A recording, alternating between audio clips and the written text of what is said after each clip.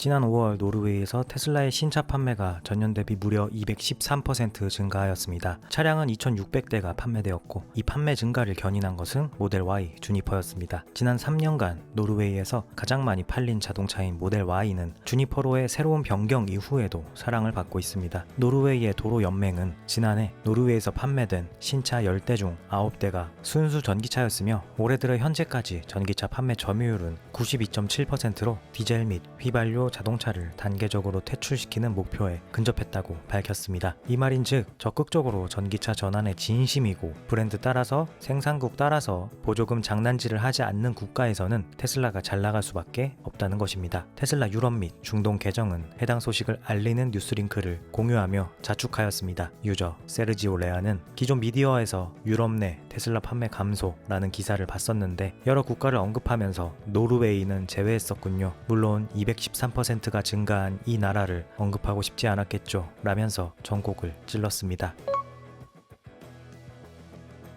뉴럴링크의 공식 계정은 6월 2일 X에 아크 인베스트를 비롯한 주요 투자자들과 함께 6억 5천만 달러 규모의 시리즈 E 자금 조달을 발표하게 되어 기쁩니다. 우리는 사람들의 삶을 변화시키는 기술을 개발하고 있습니다. 운동, 언어 또는 시각장애가 있는 사람들의 자율성을 회복시키기 위해 그들의 마음으로 컴퓨터와 로봇파를 제어하고 음성 사고를 텍스트로 변환하며 시각적 인식을 생성합니다. 이 자금으로 우리는 더 많은 사람들에게 삶을 변화시키는 기능을 제공하는 길을 가속화하고 뇌 컴퓨터 인터페이스의 경계를 계속해서 확장할 것입니다. 라며 투자 유치 소식을 알렸습니다. 이 소식은 장애인 삶의 질을 높이고 뇌 컴퓨터 인터페이스 기술의 미래를 열어가고 있는 뉴럴링크가 그 여정을 더 안정적으로 할 수 있게 된 중요한 순간으로 평가됩니다. 자금 조달 발표에서 뉴럴링크는 5명의 심각한 마비 환자가 뉴럴링크를 사용 중이라고 밝혔으며 모두 수술 이후 부작용 없이 인터넷 브라우징, 게임 플레이, 각종 학습, 창작 글쓰기를 수행 중입니다. 2025년 동안 그들은 20에서 30명 정도의 추가 환자에게 시술을 할 계획이며 시각 회복 기술인 블라인드 사이트 개발과 임상시험 확대 또한 계획 중이라고 합니다. 유저 RV는 그럼에도 역겨운 급진 좌파들은 일론 머스크를 비난하면서도 그가 인류를 위해 얼마나 많은 좋은 일을 했는지에 대해선 외면할 것입니다. 심지어 그가 그들 중 한 명을 도왔다 해도 그들은 일론 머스크를 미워할 구실을 어떻게든 찾을 것입니다. 라며 인류 발전에 기여하고 몸이 불편한 이들에게 새 삶을 찾아주는 일론 머스크를 악으로 묘사하는 급진 좌파들을 맹비난하였습니다. 테슬라는 2025년 5월 30일 테슬라 로봇택시 상표를 출원했습니다. 이는 자율주행 택시 서비스 모바일 앱 차량에 사용하기 위함입니다. 이전 로봇택시와 사이버캡 상표 출원은 담당 기관의 반려로 어려움을 겪었으며 테슬라 로봇택시로 구체화해서 재출원하였습니다. 테슬라는 6월 12일 텍사스 오스틴에서 로봇택시 테스트를 시작할 계획이나 상표 승인은 현실적으로 테스트 전에 완료되기 어려울 전망입니다. 처음으로 테슬라 차를 소유하지 않은 사람들에게 자율주행이라고 하는 기술을 통해서 테슬라가 돈을 벌게 되는 것이고 그 상징적인 첫 걸음입니다. 유저 더비 팸은 이 상표 출원이 큰 의미를 갖는 이유에 대해 이 상표 출원은 자율주행이 무형의 개념에서 상업적인 현실 세계로 옮겨가고 있다는 공식적인 신호입니다. 라며 반겼습니다.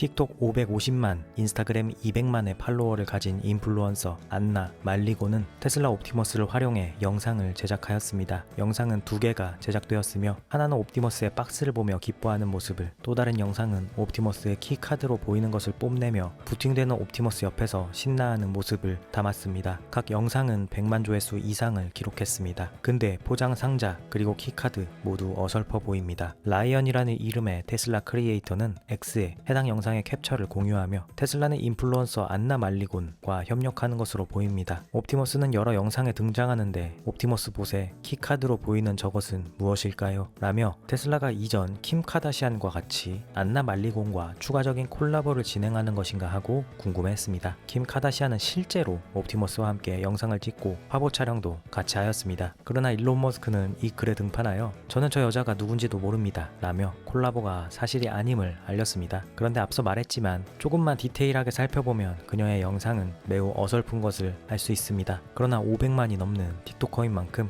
옵티머스에 대한 홍보 효과는 엄청났을 것으로 보입니다. 테슬라 입장에서 그리 나쁜 일은 아닐 것입니다. 물론 지금은 CG로 만들어졌지만 5년 내로 실제로 옵티머스를 언박싱하는 인플루언서들의 영상을 우린 지겹도록 보게 될 것입니다. 유저 크리스 원은 만약 이 일이 아니었다면 그녀에 대해 들어보지 못했을 것입니다. 기술 발전에 관심이 없는 사람들에게 이런 영향을 미치는 건 좋은 마케팅 아이디어라고 생각합니다. 라며 그녀의 영상을 긍정적으로 평가하였습니다. 그럼 오늘 영상은 여기까지 하겠습니다. 저는 다음 영상에서 찾아뵙겠습니다. 시청해주셔서 감사합니다.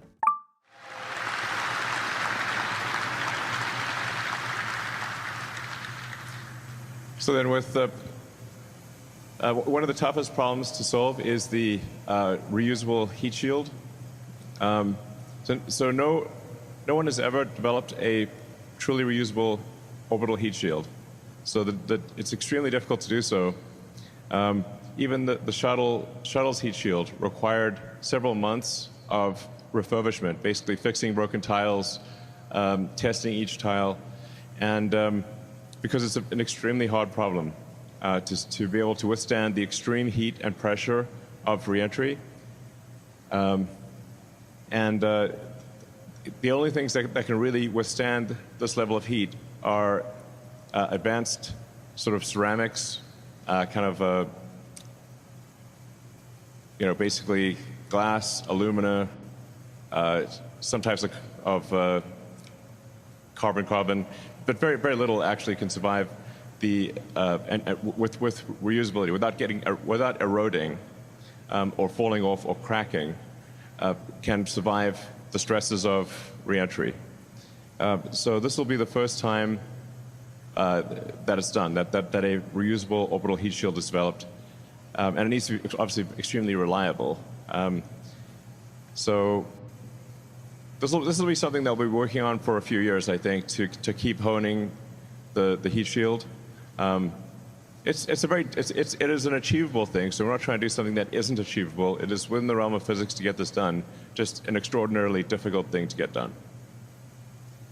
And Mars, the Mars atmosphere is carbon dioxide, which at first may seem better, but actually it ends up being worse because when the CO2 turns into a plasma and you actually end up with more free oxygen entering on a Mars atmosphere than on Earth atmosphere. So Earth's atmosphere is only around 20% oxygen, and Mars ends up being basically more than double that, maybe triple that, when you consider when the CO2 becomes a plasma and you get carbon and O2. So that wants to oxidize the heat shield, basically burn the heat shield. So that's why we tested very rigorously in a CO2 atmosphere, because it's got to work not just for Earth, but also for Mars. And we want to use the same heat shield for Earth that we use for Mars, because there are many other factors with the heat shield, such as making sure the tiles don't crack or fall off or anything like that. So we want to have the same heat shield structure, same material on Earth as on Mars, so we can test it hundreds of times on Earth before going to Mars and be confident that when it goes to Mars, it will work.